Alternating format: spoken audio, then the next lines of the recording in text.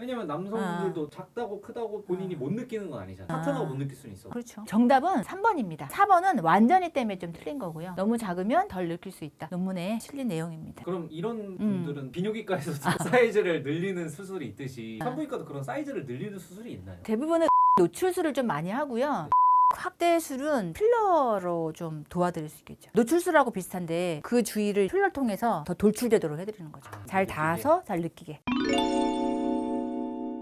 안녕하세요. 산부인과 전문의 박수경입니다. 이번 강의는 성관계에 대해서 많은 분들이 오해하시는 부분이 좀 많아서 제가 하나하나 짚어가면서 설명드리도록 하는 시간을 마련했습니다. 꼭 끝까지 시청해주세요. 1번 문제. 여성이 오르가즘을 가장 많이 느끼는 부위로 설명된 것은 무엇일까요? 당연히 1번 아니면 2번 아닐까요? 하나만 골라주세요.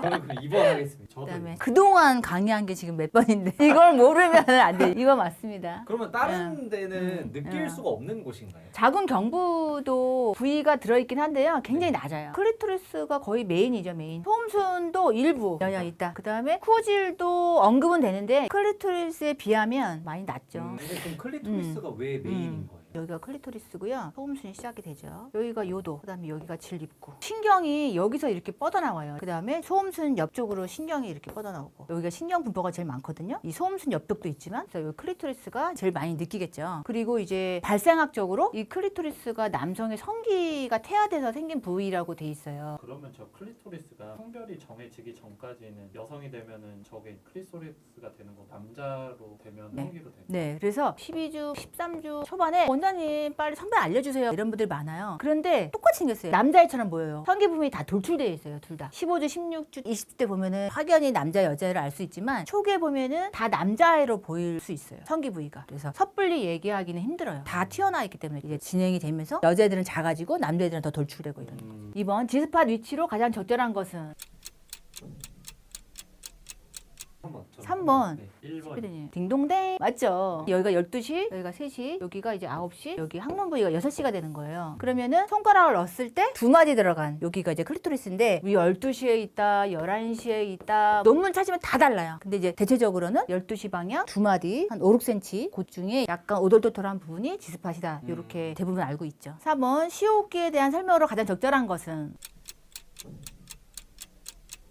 많은 분들이 3번으로 알고 있다고 저는 알고 있거든요. 저는 2번이요. 시호흡기가 이제 우리나라 말로는 여성 사정이잖아요. 그러면은 요도 주위에 스캔선이라고 있어요. 여기서 나온다는 게 주고 여성 사정이, 그리고 아까 말한 것처럼 요도목 주변 여기가 이제 들어가면은 요도가 되거든요. 여기 거기를 자극하면은 방광에 있는 소변의 일부 액이 나온다 이렇게 되는 거예요. 스캔선에서 나오는 분비물 플러스 방광에서 나오는 소변의 일부, 이렇게 설명드리면 될 것 같아요. 5번 욕구장애 특징으로 가장 적절한 것은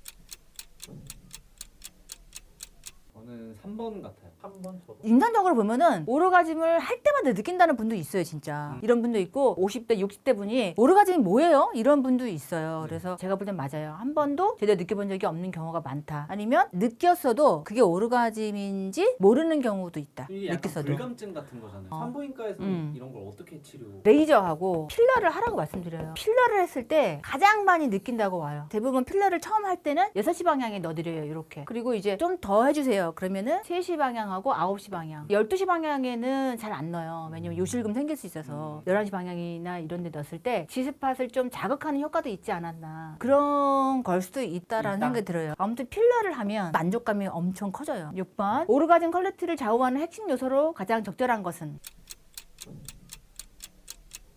저는 모두 다. 그래도 하나만 찍어야지. 아마 그죠? 3번이 맞죠? 아까 차프님이 말씀하신 것처럼 이게 다 이제 합해지면 너무 좋겠죠. 아무튼 하나만 골라라 그러면 이게 네. 맞죠. 아. 욕구와 흥분 과정을 얼마나 충실히 거쳤는지. 여자분들은 사전에 애무, 전이 요게 굉장히 중요하죠. 9번 음액 덮임에 대한 설명으로 가장 적절한 것은? 2번 같긴 한데 제 생각으로는 남성분들도 크기 모양이 다르듯이 여성분들도 음액의 크기 모양이 다르지 않을까요? 그치, 다르죠. 네. 음액이 이렇게 있으면요, 음액 후드라고 하는데 이렇게 덮고 있는 분이 있어요. 이게 안 보이게. 그래서 음액 노출술이라고 이렇게 노출시키는 수술이 있어요. 그러면 음액이 이렇게 노출되겠죠. 이런 이 분들은 후드로. 좀 성적 흥분도가 잘 느껴질 수가 없겠네요. 가려져 있으니까. 노출시키면 도움은 되겠죠. 네. 근데 이 음액이 흥분하잖아요. 그러면은 발기가 돼요. 커져요. 후드가 위로 올라가는 거죠. 커지니까. 그래서 이제 잘 올라가는 분들은 굳이 수술할 필요가 없고 너무 이제 자극이 안 된다. 그런 분들은 일부 성형술을 할 수가 있겠죠. 마지막인데요. 음액 크기와 성감의 관계로 가장 적절한 것은? 저는 4번 같습니다. 왜냐면 남성분들도 작다고 크다고 본인이 못 느끼는 건 아니잖아요. 파트너가 못 느낄 수는 있어. 그렇죠. 저는 관계 있을 것 같아요. 3번. 정답은 3번입니다. 4번은 완전히 때문에 좀 틀린 거고요. 너무 작으면 덜 느낄 수 있다. 논문에 실린 내용입니다. 그럼 이런 분들은 비뇨기과에서 사이즈를 늘리는 수술이 있듯이 산부인과도 그런 사이즈를 늘리는 수술이 있나요? 대부분은 음액 노출술을 좀 많이 하고요. 음액 확대술은 필러로 좀 도와드릴 수 있겠죠. 노출술하고 비슷한데 그 주위를 필러를 통해서 더 돌출되도록 해드리는 거죠. 잘 닿아서 잘 느끼게.